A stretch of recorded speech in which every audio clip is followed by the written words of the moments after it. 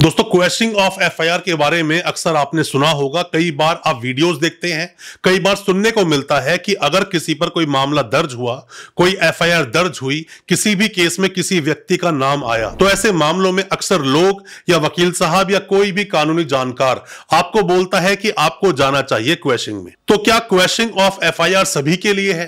क्या सभी को क्वेश्चनिंग में जाना चाहिए? 482 ऑफ सीआरपीसी में प्रोविजन है जहां पर इनहेरेंट पावर्स हैं हाई कोर्ट के पास, जो आपके केस में दखलंदाजी करते हैं और देखते हैं कि ऐसे में अब मामले को क्वेश करना चाहिए या नहीं, एफआईआर को रद्द कर देना चाहिए या नहीं, एफआईआर को खत्म कर देना चाहिए या नहीं।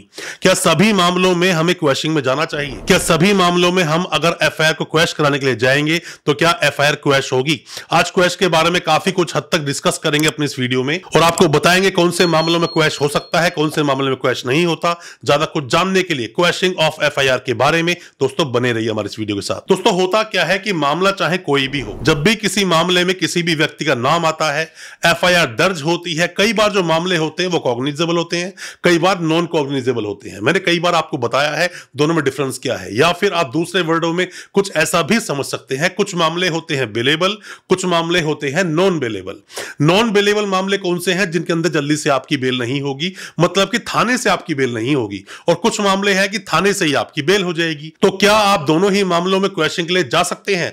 दोनों ही मामलों में आप क्वेश्चन के लिए जा सकते हैं। पर दोस्तों, मैं आपको बता दूं कि जितने भी मामले सीरियस नेचर के होते हैं, सीरियस नेचर के मामले कौन से हैं? जैसे कि मैं आपको बताऊं, रेप केस सीरियस नेचर का मामला है। पॉक्सो की हम बात करें, एनडीपीएस की हम लोग बात करें, या बात करें मर्डर जैसे केसेस की, हम बात करें 307 जैसे केसेस की, ऐसे और भी कई सारे मामले होते हैं जिनमें आप अगर क्वेश्चन के लिए हाई कोर्ट जाओगे तो जल्दी से इंटरफेयर नहीं करता है हाई कोर्ट, जल्दी से मामले को क्वेश्चन करेगा नहीं, या फिर आपके पास इतने ज्यादा कॉन्क्रीट प्रूफ हो कि आप जैसे दिखाते हो तो वो एफआईआर नजर नहीं आती है, मतलब कि एफआईआर होनी ही नहीं चाहिए थी।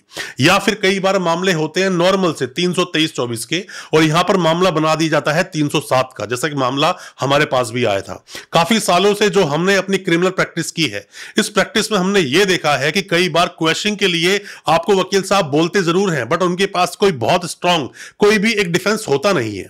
मतलब किस आधार पर क्वेश्चनिंग पर जा रहे हैं वो बस बोलते हैं, बट वो होती चीज नहीं है। तो आपको देखना है कि किन मामलों में क्वेश्चनिंग होगी, किस में नहीं होगी।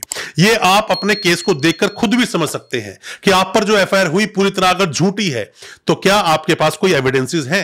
अगर आपके पास एविडेंसेस हैं उसके कि ये मामला मेरे अगेंस्ट नहीं बनना चाहिए, तो आपको क्वेश्चनिंग पे जरूर जाना चाहिए। बट सभी मामलों में क्वेश्चन कर दिया जाए ऐसा होता नहीं है। बहुत कम मामले हैं जिन्हें क्वेश्चन किया जाता है। जब भी आप क्वेश्चन में जाते हैं या कोई भी जब मामला होता है तो उसमें यह देखा जाता है कि मामला सीरियस नेचर का है या नहीं, मामला कोई हीनियस क्राइम का तो नहीं है। या कई बार ऐसा भी होता है कि चीटिंग फोर्जरी का मामला होता है, आप क्वेश्चनिंग में जाते हैं बट आपके पास अपने कोई डिफेंस होते नहीं है, तो इसी वजह से आपका मामला क्वेश हो नहीं पाता है। कोई भी मामला अगर आप देखते हैं एफआईआर आप पर दर्ज हुई है तो तभी जाएं जब आपके पास स्ट्रांग कोई चीजें बोलने के लिए हो। ऐसे ही जाएंगे तो क्वेश होगा नहीं। वो सीधा बोलेंगे कि ट्रायल फेस कीजिए, ट्रायल में क्लियर हो जाएगा कि आप दोषी हो या नहीं हो। तो दोस्तों, कई सारे मामलों में सिर्फ इसलिए भी मामला क्वेश नहीं होता क्योंकि आप सही तरह से हाई कोर्ट को अप्रोच नहीं करते हो। बेशक हाई कोर्ट के पास इनहेरेंट पावर है, बट इसका मतलब यह नहीं कि जो भी कोई मामला हो उसको लेकर सीधा आप हाई कोर्ट पहुंच जाओगे और जाकर क्वेश्चन में चले जाओगे। आप मामले को देखिए, आप एक्यूज हैं, उस मामले को बेहतर जानते हैं, आप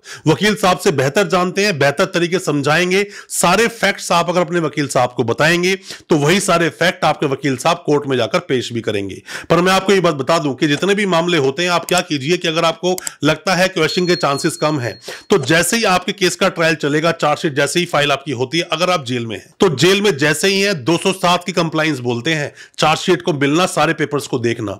सारे पेपर को देखने के बाद में आपको चार्जेस पर बहुत ही स्ट्रांगली आर्ग्यू करना चाहिए, बहुत ही स्ट्रांगली।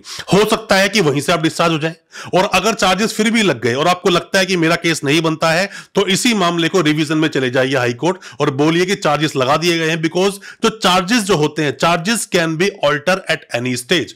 किसी भी स्टेज पर चार्जेस को ऑल्टर किया जा सकता है। जब आप केस का ट्रायल चल रहा है आप उस केस से निकल सकते हैं। एंटीसिपेटरी बेल लगाने का भी प्रोविजन है।